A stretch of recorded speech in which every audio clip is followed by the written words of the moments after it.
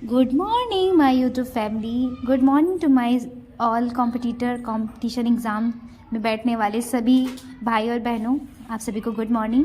सुबह के 4 बज गए हैं और according to my time table मैंने अपनी पढ़ाई स्टार्ट कर दी है। सबसे पहले मैं अपनी पढ़ाई जो मैंने टारगेट सेट किया है 4 से 8 बजे तक पढ़ने का, तो वो टारगेट को मैं अपना कंप्लीट करती हूँ। डेली मैं अपना गोल सेट करती हूँ कि मुझे किस सब्जेक्ट में कौन सा टॉपिक पढ़ना है, कितने टाइम में ख़त्म करना है। वो सारा गोल मैं सेट करती हूँ और वो मैं करती हूँ, कंप्लीट भी करती हूँ। तो आप भी एग्ज़ाम की स्ट्रेटजी ऐसे ही बनाइए कि डेली आप डिसाइड करिए कि आपको कौन सा टॉपिक कवर करना है और आप उस टॉपिक को कवर करिए डेली टू डेली। जो भी आप टाइम टेबल बना रहे हैं, जो भी आपका सिलेबस है एग्ज़ाम का, उसको उस टाइम टेबल में डिवाइड करके आप उसको डेली टू डेली कंप्लीट करिए। मैं BPSC TRE 1 के एग्ज़ाम के टाइम पे ऐसे ही करती थी। उस टाइम पे भी मैं अपना सिलेबस जो था उसको मैंने डे वाइज डिवाइड कर लिया था और डेली टू डेली कंप्लीट करती थी। तब मैं वर्किंग वुमेन नहीं थी, तो मेरे पास घर का काम होता था और पढ़ाई, तो मैं घर का काम के साथ साथ पढ़ाई वो कर लेती थी। अब मेरे पास काम है क्योंकि मैं अब प्राइमरी में BPSC TRE 1 में प्राइमरी टीचर के रूप में अपॉइंट हुई हूँ। तो मैं अपनी टीचिंग के साथ साथ पढ़ाई करती हूँ। मैं पिछली वीडियो में बता चुकी हूँ, मैं यूपी की रहने वाली हूँ। तो बिहार में मैं यहाँ पे किसी को जानती नहीं हूँ, अनजान जगह पे, और अकेले रहना, अकेले सब कुछ मैनेज करना बहुत टफ़ होता है।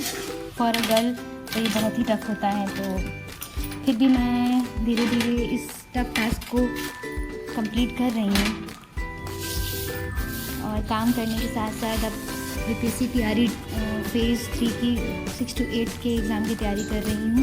क्योंकि मैंने B.Ed किया हुआ है बट मेरे पास एस्टेट नहीं है और BPSC फेज़ 3 का नोटिफिकेशन आ गया है, तो अपीयरिंग स्टूडेंट को वो अलाउ नहीं करेगा 9 to 10 और 11 to 12 के लिए। तो मैं इसके लिए अब एलिजिबल नहीं हूँ। मैं 6 to 8 का ही एग्ज़ाम दे सकती हूँ, तो इसलिए मैं 6 to 8 के एग्ज़ाम की प्रिपरेशन कर रही हूँ। मैंने एस्टेट का एग्ज़ाम इस बार का फिल किया है बट अभी वो एग्ज़ाम कंडक्ट नहीं हुआ है। फरवरी में उस एग्ज़ाम की होने की संभावना जताई गई है, तो मैं बस फरवरी में मुझे एस्टेट का एग्ज़ाम देना है और मार्च में जो कि BPSC फेज़ 3 के एग्ज़ाम 7 से 17 मार्च तक कंडक्ट होने हैं। तो बस अब 7 तारीख यानी 7 मार्च तक का ही समय हमारे पास है तैयारी करने का।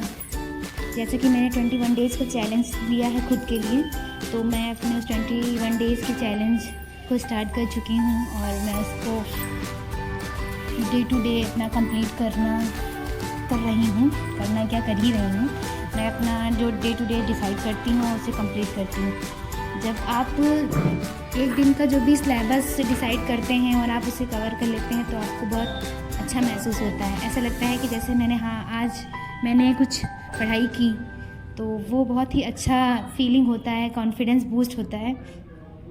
सो आप भी अपना टारगेट सेट करिए और उसे कंप्लीट करिए डे टू डे, तो आप भी बहुत अच्छा फील करेंगे, कॉन्फिडेंस आपको आएगा। पढ़ाई करना हॉबी है, चॉइस है, या बोल सकते हैं कि पढ़ाई करने से ही सुकून मिलता है, तो आप पढ़ाई करिए।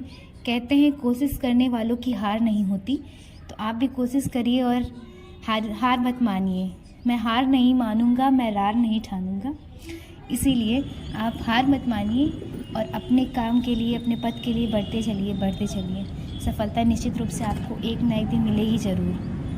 तो पढ़ाई करते रहिए, कोशिश करते रहिए और अपने डेली टू डेली टास्क को कंप्लीट करिए। तो पढ़ाई लिखाई के साथ साथ मैं अपना घर का काम भी, जो यहाँ पे मैं किराए के जिस कटरा में हूँ वहाँ पे काम झाड़ू पोछा है, मेरा अपना पर्सनल काम है, खाना पीना, कपड़े धुलना, नहाना, ये सारे काम मैं करके विद्यालय भी समय पे पहुँचना, ये भी मेरी जिम्मेदारी है एज अ टीचर। मेरा कर्तव्य है कि मैं विद्यालय समय से पहुँचूँ। तो मैं अपने विद्यालय समय से जाती हूँ और पढ़ाई भी मैं अच्छे से करवाती हूँ बच्चों को। मैं बच्चों को गीत है, कविता है, उसे प्लेवे मेथड से ही पढ़ाती हूँ, जो मैंने CDP में सीखा है, बाल विकास में पढ़ाया गया जो भी, कि बच्चों को आप कैसे पढ़ाएंगे। बच्चे ऑडियो विजुअल मेथड से ज़्यादा सीखते हैं, तो मैं कोशिश करती हूँ कि गतिविधि आधारित शिक्षण कार्य करूँ, तो वो मैं करती हूँ। तो विद्यालय जाकर के मैं डेली ही बच्चों को गतिविधि कराती हूँ। प्रत्येक दिन मेरा गतिविधि का होता है, इसलिए मैंने अपनी छोटी सी क्लिप डाली है जिसमें मैंने बच्चों को गतिविधि कराई हुई है। तो वो अभी आपको वीडियो में आगे देखने को मिलेगी। और मैं विद्यालय जा रही हूँ। विद्यालय जाने का समय मेरा 8:50 का, मैं अपने रूम से निकलती हूँ और 10 मिनट की दूरी पे ही पैदल जाके मेरा विद्यालय 9 बजे मैं विद्यालय पहुँच जाती हूँ। तो बच्चों को मैं कविता, आलू की कविता सिखा रही हूँ। तो आलू की कविता को मैं नाच करके और प्रदर्शन करके कविता को प्ले वे मेथड से सिखा रही हूँ बच्चों को। बच्चे इससे सीखते भी बहुत हैं। बच्चे बहुत ज़्यादा ही सहयोग करते हैं। अगर आप किसी चीज़ को करने में जा रहे हैं तो आपकी सारी हिचकिचाहट खत्म हो जाती है जब आप बच्चों के बीच जाते हैं। बच्चे भी बहुत कहते हैं, बच्चे मन के सच्चे। बच्चों के मन में नहीं होता है कि टीचर के सामने है क्या है, कैसा है, उसको इस बात से कोई मतलब नहीं होता है। उसे अपना टीचर टीचर ही लगता है। अब लौट के आने के बाद मैं स्कूल से थोड़ा आराम करती हूँ, क्योंकि 5 बजे मेरा विद्यालय 5 बजे बंद होता है और 5 बजे के बाद मैं जब आती हूँ तो थोड़ा विश्राम करती हूँ और शाम के लिए थोड़ा स्नैक्स वगैरह बना के खा लेती हूँ। फ्रूट्स अगर होता है तो फ्रूट्स खा लेती हूँ, जो मेरे पास अवेलेबल होता है खाने में। मैं शाम को खाना नहीं बनाती हूँ, मैं एक ही बार खाना बनाती हूँ पूरे दिन के लिए, तो वो मैं खा लेती हूँ।